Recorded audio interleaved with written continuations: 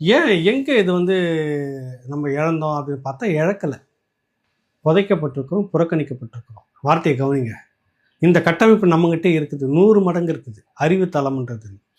ஆனால் புறக்கணிக்கப்பட்டிருக்கிறது, புதைக்கப்பட்டிருக்கிறது. இப்போ சமீபத்தில் ஒரு உதாரணத்தை மட்டும் சொல்லி இதை முடிக்கிறேன். பாலகிருஷ்ணன் ஐஏஎஸ் ஒரு பண்பாட்டின் பயணம் அப்படின்னு ஒரு மிகப்பெரிய ஒரு புத்தகத்தை எழுதி இருக்கிறாரு. அதை வாங்கி நான் இப்போ படிச்சுட்டு இருக்கிறேன்.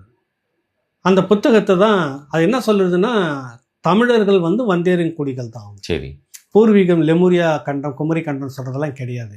அதுக்கான தரவுகள் எல்லாம் ஆப்பிரிக்க அந்த இனத்தோன்றலேருந்து வருது அப்படின்றத கொண்டு நிறுவுறதா அவருடைய ஆய்வு புத்தகம். இதை தமிழ்நாடு முதலமைச்சர் அங்கீகரிக்கிறார். அந்த நிகழ்ச்சியை பெரிய அளவில் கொண்டாடுறாங்க திராவிடர்கள். தமிழன் வந்தேரி தான் அப்படின்னு சொல்கிறப்ப திராவிடத்துக்கு எவ்வளோ சந்தோஷம் வருது இல்லை? புரிதல் உங்களுக்கு? இந்த புத்தகத்தை பிரதமரை மோடி அவர்களை சந்திக்கும் போது கொடுக்குறார்கள். ஓகே, கொடுத்துட்டேன், சரிதானே? அந்த ஆய்வு உலக தரத்தில் இருக்கக்கூடிய ஆய்வுகள் நிரூபிக்கப்பட்டு எல்லாரும் ஏற்றுக்கிட்டாங்களா?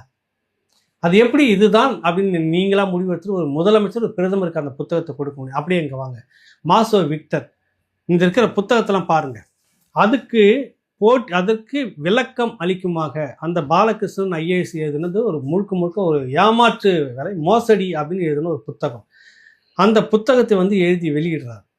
அந்த புத்தகத்தை எடுத்து நீ ஒரு விவாதம், தமிழ்நாடு அரசு தானே, நீ தமிழ் சமூகத்தில் 2 அறிஞர்கள் 2 புத்தகத்தை வச்சுருக்காங்க, இதை பற்றி சரி தவறுன்னு ஒரு முடிவு எடுக்கணும், ஒரு விவாதத்தை நடத்தணும் இல்லை? ஏன் நீ இதை புறக்கணிக்கிற? மாசோ விக்டர் எழுதின புத்தகத்தை. அதற்கு முன்பாகவே எண்ணியலிருந்து ஏரணத்தில் வள்ளுவத்தினுடைய வீழ்ச்சியிலிருந்து ஏகப்பட்ட ஆய்வுகளை அறிஞர் குணா கொண்டு வச்சிருக்கிறார். சரி, அதில் முழுக்க இந்த தமிழ் தோன்றல்கள் பற்றி அவ்வளவு ஆதாரங்கள் இருக்கிறது. அதை ஏன் நீ எடுத்து இது வரைக்கும் பேசல? ஏன் மொத்தமாக அப்படியே புதைச்சிட்டிங்க? அதை அறிஞர் குணாவுடைய ஆய்வுகளை புதைச்சிட்டு அது மேலே உட்காந்துட்டு இருக்கிறீங்க ஐயா. அது ஏன் விவாதமாக்கப்படலை? ஏன் பேசுபொருளாக்கலை? அப்படி கேள்வி.